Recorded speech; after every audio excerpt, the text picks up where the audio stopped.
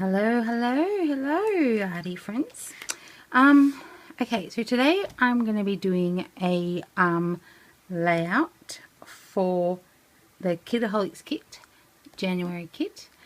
So I've decided, I thought I'd just do a little intro again, because I'm finding that if I do a little intro, you can sort of get the feel of what I want to do, and then I can't sort of talk through the whole process while I'm doing it, because I'm not that coordinated to talk and do things at the same time. So that's me being honest. So yeah, what my plan is because in the mixed media kit we got these distress crayons, and they're really yummy, and so I want to have a play with those.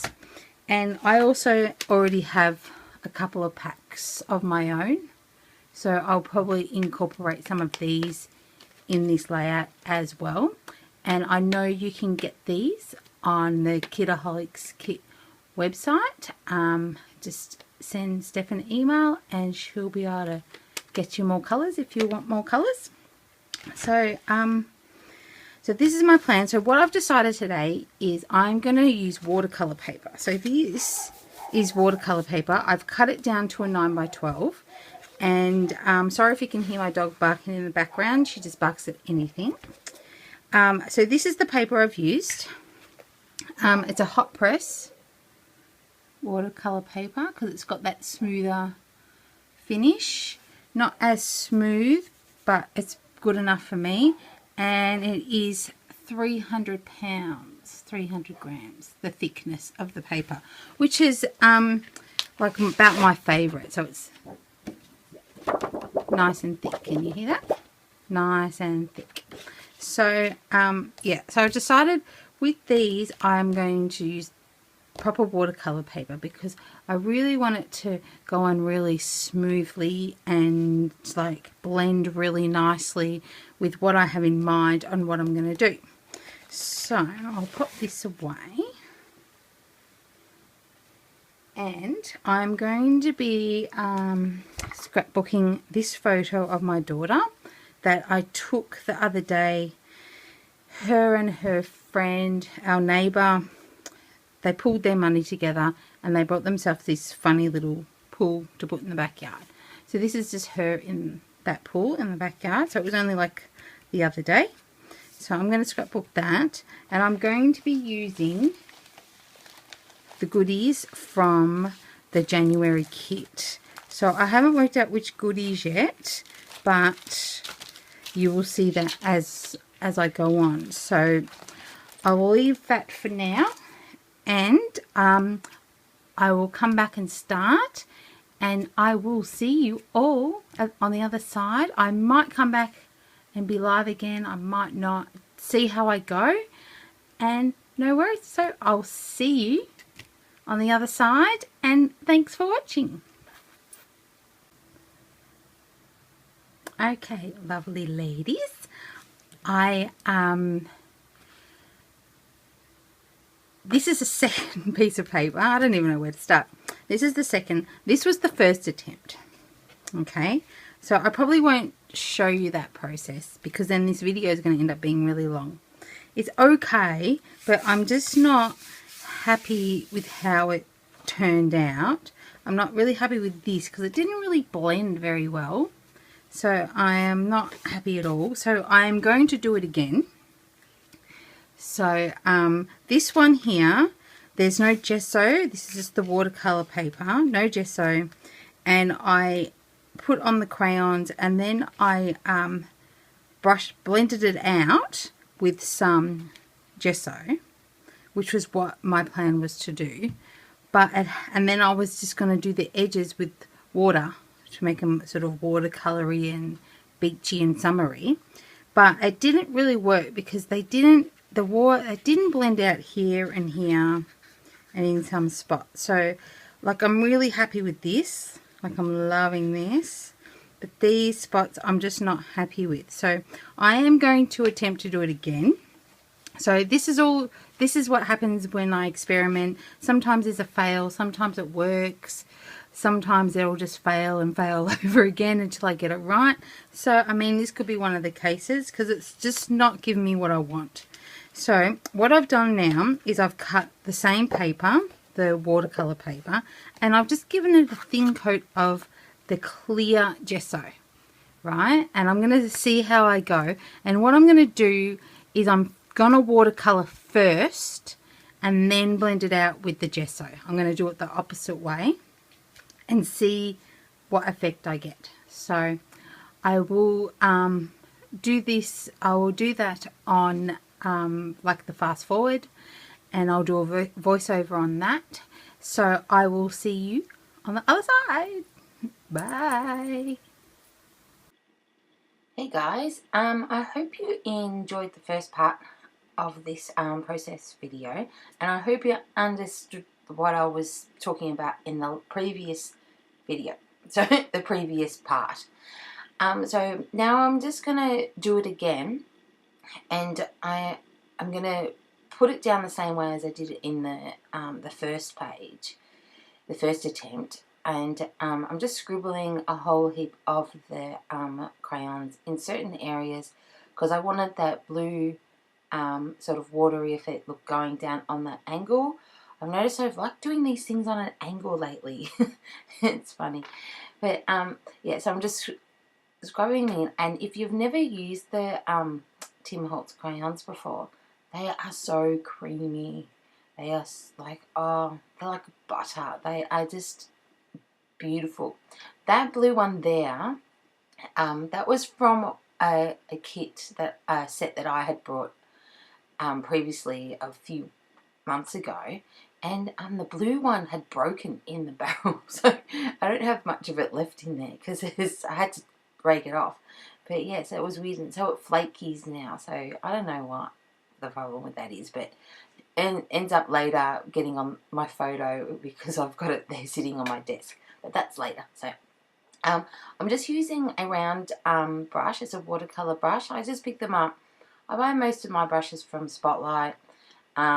If I do go up to the art shop, I do like to get a couple of really nice ones from the art shop, but they're pretty expensive there. But this one was just a cheapy one from Spotlight, maybe about $7 or something. And I'm just using a lot of water on that brush, and it's a round brush, so it holds that a lot more water, so I'm able to blend a lot more.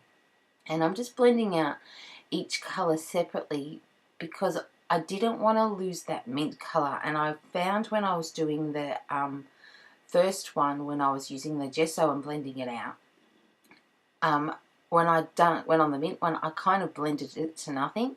So I was trying to be a little bit more careful so it stood out a little bit more.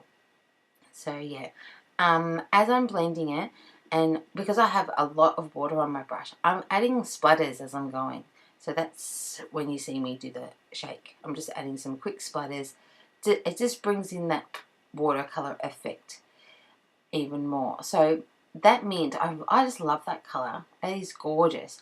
And so I decided I wanted to do some splatters with it. So I've just put some on a piece of packaging and used my fan brush and done the splatters. So that was pretty easy, and I am now that's done. So I'll come back now, and you just saw you saw the other one. That was really quick, so I don't know if you got to see it. But I do like this one better because, as you can see, it has blended out so much better and so much smoother.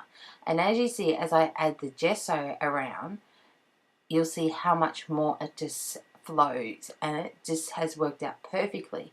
So I should have gone this way to start off with. Instead of doing one and blending it out with the gesso, I should have just watercolored it first and then blended it out, because you can just see the difference there already, how much nicer and softer and, you know, water washy, I don't know if there's a word, water washy, that's my word, and how much better it looks. So so yeah, I'm really excited at this point. So yeah, so this, I forgot to mention, I don't know if I can't remember if I mentioned it in that other video, the previous live, but this is my first ever design team member layout for Kitaholic Kits. So I'm super, super, super excited. And this will go up on the Kitaholic Kit YouTube channel. So I'll be so excited when that goes up because, you know, it'll be my first one. And so yeah, I don't know, I'm really, really excited to be part of this awesome company, awesome business, I should say. And Steffi's is awesome, and all the design team girls are so lovely and nice, and they've welcomed me in, and it's just been absolutely, the last few weeks have been absolutely fantastic. I've had so much fun. So thanks, guys. But anyway, so I'll continue on with the layout. So I'm just going to start doing my normal layering up technique, which I just love to do. I just love the look, the textures that I can get from doing this. And so there was a bit of a pause there because I had to go off and get some computer paper for once I didn't have any on my desk.